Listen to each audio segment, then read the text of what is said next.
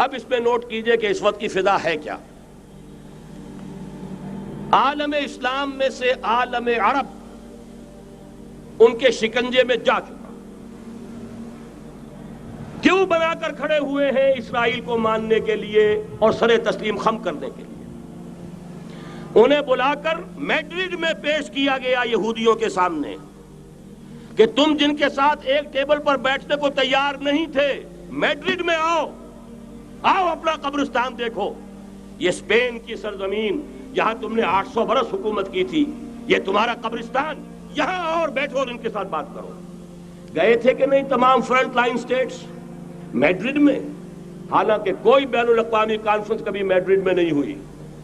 یا تو یہ واشنگٹن میں، بعد میں وہ سارے معاملات واشنگٹن میں چلے. شروع وہاں سے کیا، اس لیے کہ نیوز ویک کا کچھ عرصے پہلے کور سٹوری جو تھی 1992 is the year of Spain. Why? 1592 was the year of the fall of Granada.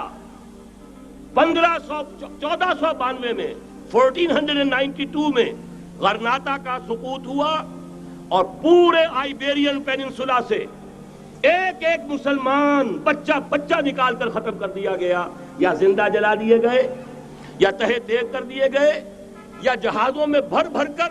اور آپ کو معلوم ہے میڈیٹرینین کی حیثیت کیا ہے؟ خلیج ہے، ایک معمولی سی خلیج.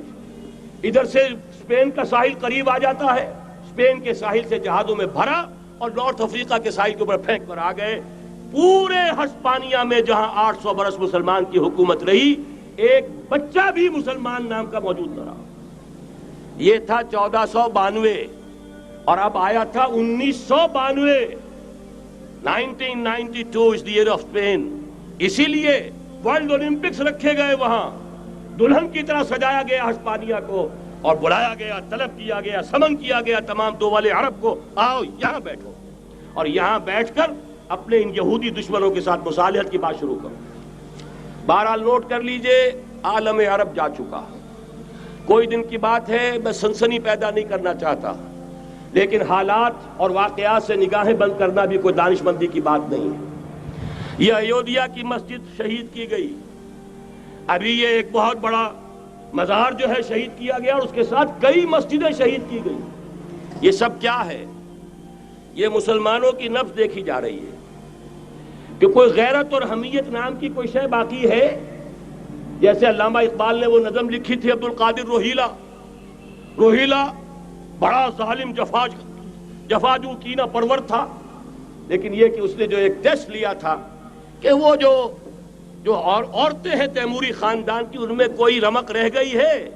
معلوم ہوا کہ نہیں، کہ غیرت نام تھا جس کا گئی تیمور کے گھر سے، ختم ہوا، غیرت نکل گئی. اسی طرح ایودھیا کی مسجد، اب چرار شریف، اور یہ کوئی دن کی بات ہے کہ اب مسجد اقصیٰ کا نمبر آیا کہ آیا. اس کے لیے پوری تیاریاں ہو چکی ہیں. یروشلم کا مشرقی حصہ خالی کرایا جا چکا ہے، اس کے اندر اب پورا تسلط یہودی کر رہے ہیں.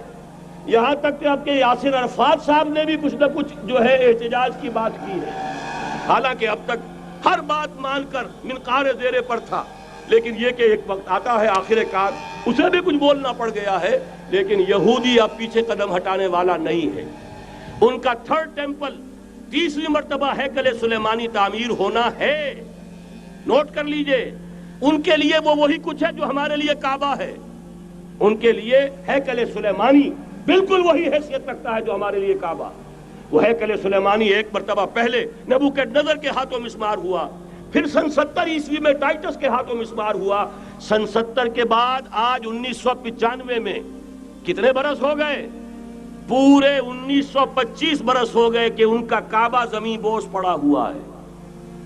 اب تک تو ان کا بس نہیں تھا، اب تو بس ہے کہ نہیں؟ اب ان کی حکومت ہے کہ نہیں؟ اب شاہ حسن ہو چاہے شاہ حسین، ان کے نوکر اور چاکر ہیں یا نہیں؟ اب انہیں ڈر کس کا ہے؟ لہذا کوئی دن کی بات ہے، مسجد اقصیٰ شہید ہوگی اور ٹیمپل کی تعمیر شروع ہوگی.